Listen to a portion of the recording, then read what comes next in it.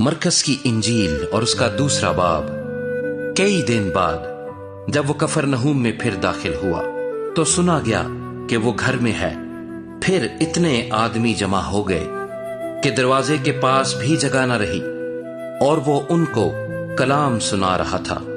اور لوگ ایک مفلوج کو 4 آدمیوں سے اٹھا کر اس کے پاس لائے، مگر جب وہ بھیڑ کے سبب سے اس کے نزدیک نہ آ سکے تو انہوں نے اس چھت کو جہاں وہ تھا کھول دیا اور اسے ادھیڑ کر اس چارپائی کو جس پر مفلوج لیٹا تھا لٹکا دیا۔ یسوع نے ان کا ایمان دیکھ کر مفلوج سے کہا، بیٹا تیرے گناہ معاف ہوئے۔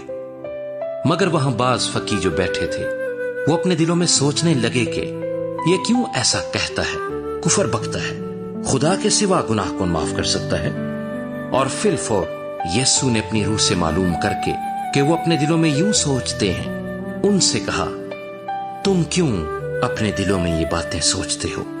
آسان کیا ہے مفلوج سے یہ کہنا کہ تیرے گناہ معاف ہوئے، یا یہ کہنا کہ اٹھ اور اپنی چارپائی اٹھا کر چل پھر؟ لیکن اس لیے کہ تم جانو کہ ابن آدم کو زمین پر گناہ معاف کرنے کا اختیار ہے۔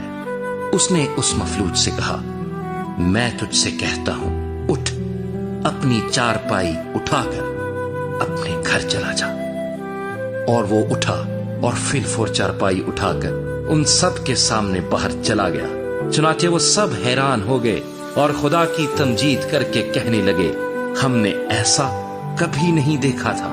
آمین۔